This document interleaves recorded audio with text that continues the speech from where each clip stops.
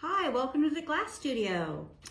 We have had so many wonderful comments and so many wonderful suggestions and ideas. We're getting great ideas from you for topics that we can use in our studio for our vlogs. One of the topics was, in a couple videos ago, I cut circles to make these really cool eyeballs. And one of the comments was, could you do it slower? Could you show us how to cut those circles a little bit more intimately and a little slower? So yes, of course we can.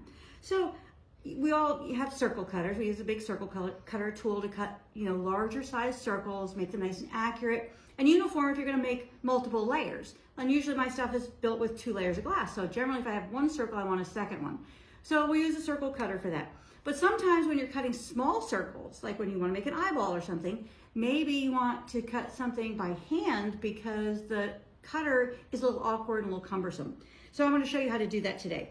So in that video, this is a sifter. We use that to sift frit onto glass. But it's a terrific little size for the circle that I want to make for the eyeballs I was making that day. So we're going to use that.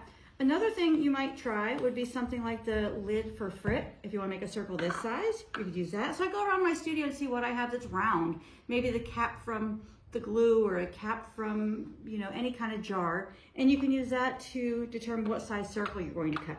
So first thing we do is take that item, let's do this size, and I take my Sharpie, and then I trace around it. And then we go all the way around. There we are. So now we've got a nice circle. And let's go ahead and trace around this size on the green one. There we go.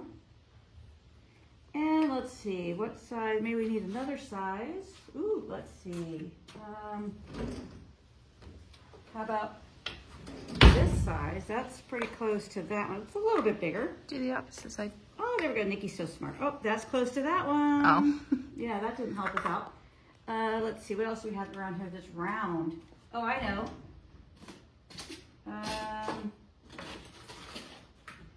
Let's see how big. All right, that's close to that. All right, let's do the interior of this roll of tape.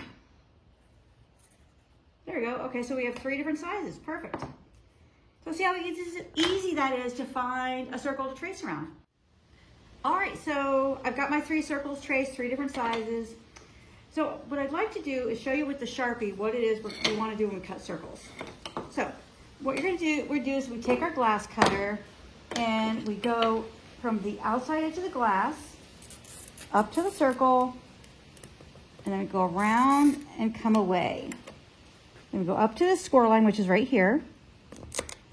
We meet up with it, and then go around and out. So I'm doing these kind of pinwheel shapes away from the interior circle. I'm going right along that black line and up to the circle. Now here, I've got a big piece. So what I'm going to do is add another score line here to make it easier. So in effect, what I did was I started, I went from here, okay, around like this. We did this over here, then we did this here, and then this here. So what I'm doing is when you cut glass, it wants to break straight. It doesn't want to do an outside curve, it doesn't want to do an inside curve. So what I'm trying to do is with a series of gradual curves is create kind of an intricate curvature on the exterior of that circle. So these extra lines, they help you to break that material away and direct that material in a direction away from the piece of glass that we want, which is that circle on the inside. So now I'm going to take my running pliers. I'm going to grab, turn them over, make sure I have the right side up. The right side has a line, has this little screw, and also mine has an X on it to mark the top. And gently squeeze, remove that material. Go over here and gently squeeze. Gently squeeze. And see how that's just coming away beautifully from that circle.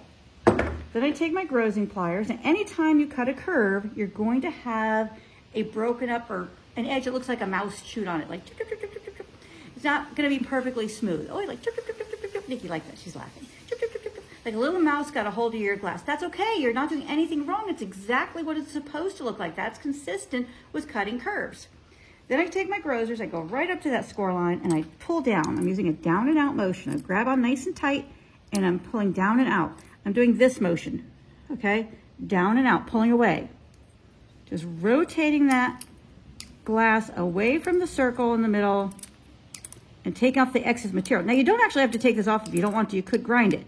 But I'll tell you, grinding, you know, I don't mind doing it, but I like to do as little of it as I have to because I prefer to get as much work done as I can with the cutter and the pliers.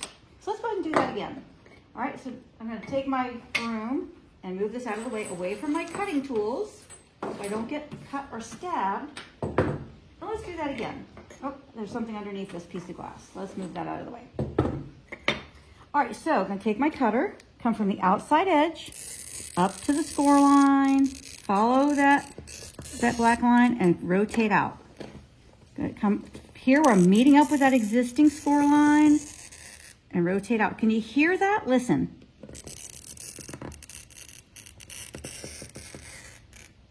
That's the sound of a good score. Nice and smooth and even and consistent. And this is consistent with a good score line because it's smooth and even, no dots or dashes, nice and consistent. And there's it's visible, but there's not any dust or material, excess glass sitting on top there. Excess material means you're pushing too hard.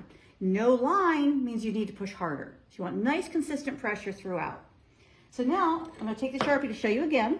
I'm going to do this first, right here, number 1. And I'm going to follow, hopefully it goes that direction. Then I'm going to come over here and break this one out. This was number 2. And then over here, that was number 3. So I'm basically pinwheeling around this circle to get the shape that I want. I'm going to take my running pliers. Now I use my running pliers. If you look at the curvature of the jaw, there's an arch there, a curve, okay? That curve is what causes the glass to break. It applies this down and out pressure on the glass over the score line. It's the same thing I'm doing with these pliers manually if these won't work. These work best if the glass is at least as wide as the tip of the jaw. So if I'm trying to break off something like this, look, I'm not benefiting from that curvature. If I'm breaking off something like this, that's terrific because I'm benefiting from the full width of the plier head and the curvature on that bottom jaw, which will cause that pressure on that score line to create enough movement there that the glass breaks away from this circle in the center. So I'm going to gently squeeze. There we go. That came out, didn't come off exactly where I wanted to, but that's okay. It came off still working for us. There we go. Listen to this. Isn't that a beautiful sound? There we go. Okay, now look, I've got those little, maybe look at it from the back. I've got those little points again. That's fine. That's consistent with cutting anything with a curve. I'm going to take my grozers, go in there, and just break that excess material off. Clean it up as best I can. Now sometimes you can drag the pliers. If you have these little sharp spots, you can drag right here. You can drag the plier. These pliers have little like teeth on the bottom. And if you kind of pull that up like this, you can take that sharpness off. And the only real reason to do that at this point is to prevent you from getting cut when you go to the grinder and to make this easier to handle where it's safer. There we go. All right, should we do it again? Should we do one more? Should we do a clear piece? Sure, let's do it. All right, so we're gonna do one more. Let's do a clear piece. And this is the tiniest circle. A lot of times the most difficult. But now this is easy. All right, from the outside edge, hit that Sharpie line and go out. Now you can also do this with a paper pattern. If you need a circle for a design, just cut the paper pattern and glue it down, but you're still gonna cut it in this kind of pinwheel motion action here. This one go all the way out to the edge. Why? Why do I go all the way edge? Because the glass is gonna break all the way to the edge whether I want it to or not. So I wanna be in control of that break. If I have a score line, I have a better chance of being in control of where and how it breaks. Now in theory, if this comes off first, I won't even need that line, but that's fine. You know, when you're doing a circle like this, the important part is to get that shape from the middle. And you really don't mind if it takes you an extra step or two as long as you get the shape. I'm gonna take my running pliers, gently squeeze. Oh, look, I followed that line. Just kind of go all the way around, gently squeezing. Taking off that, look at that beautiful shape. We take our grozers, we go in there and we peel off that extra material so we do less grinding. There we go. See, look at that sharp one. That one wants to grab me, wants to grab my fingers. So when I'm going to go drag my pliers the other direction to get rid of that, so it's safer for me to handle this piece of glass. And look at that beautiful shape. Look at these beautiful shapes. We have large, medium, and small. Now I'm going to take these to the grinder, buzz the edge real quick, show you what that looks like. And so now you have the tools to cut your own circles. You don't need a circle cutter when you're cutting small stuff. All right, so let's take these over to the grinder. All right, now the first thing I'm going to do is turn on my light. There we go. And now I want to check the grinder. Uh-oh, we don't have any water. We have to take a little station break while we go fill the bucket with water. All right, we're back to the grinder with a nice bucket of water. I've got my little measuring cup here. The grinder, the water evaporates in it over a couple of days. So pretty much every time I come back to it, I check the water level and I add water to make sure that this sponge back here is nice and wet and that there's water here. And when I turn the machine on, that the bit is nice and well lubricated with water. A better lubricated bit means the bit will last longer and you'll get a better grind on your glass. So I'm going to go ahead and turn it on and basically grind up to that Sharpie line and remove any excess material. In some areas I'm going to stay a little bit longer because I need to grind off more material. Other areas I'm just kind of squaring up the edge, taking the sharpness off and trying to create a shape that I like. So let's go ahead and turn that on.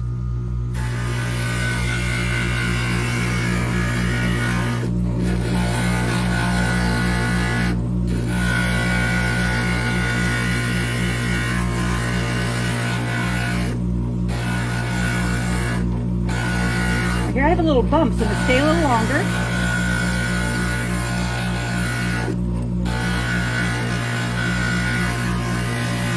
A little bump there. Here the shape isn't quite right. Go back and forth a little bit so I get something I really like. Now I'm just going to go all the way around to fine tune it. There we go, look at that. That's a beautiful circle. All right, there's a little bump right there. Probably can't even see it, but I'm gonna just go like that for a little something something. There we go. All right, let's grind the green one. I'm pushing pretty hard on this because I want to remove material up to that Sharpie line.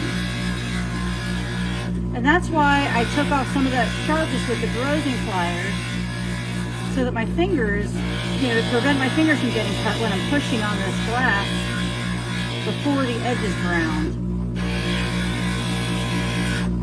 I'm going to go backwards. I see a bump here. I think that looks pretty good. It's a little bit off in shape. Let's go and grab a little more here. And a little bit of a bump here. Okay, I'm happy with that. Now let's grind this clear one.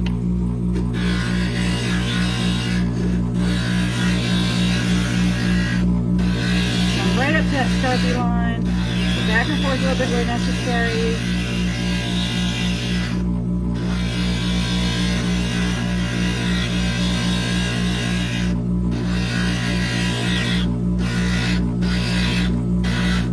Okay, look at that. Okay, I'm really pleased with these circles. Let's go. Large, medium, and small. Just fabulous. All right, let's bring them over here. Grab a towel, dry these off. All right, so if you have a circle, you can do the same technique for large circles as well. You just need something to trace around. You can do this same technique for small circles, medium circles, large circles. Even if you're making a sink, you could use the same technique. You don't necessarily have to have a circle cutter. What you would want though is a nice round template to use for reference. So you could do that by taking a compass and drawing a circle on a piece of paper, cutting out the paper. You could do it by taking a large object, maybe the lid of a bucket or the lid of a can, like a cookie tin or something, and use that as your, the shape that you draw on the glass. So you want something really nice, a nice accurate shape to work from, but you can do this, this by hand method for any size shaped circle.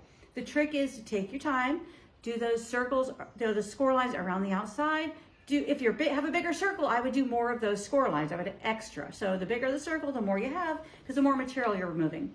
Also, when I'm cutting a circle, I try to start with a block of glass, a square of glass that is about an inch bigger, ½ inch to an inch bigger on all sides. Because if you're cutting off less than ½ inch, you're going to end up with a really sloppy edge.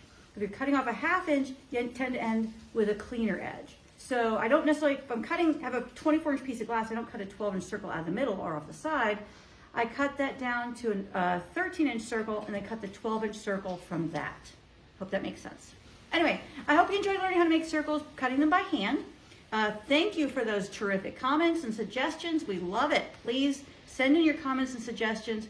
It thrills us to be able to really deliver things that are useful for you.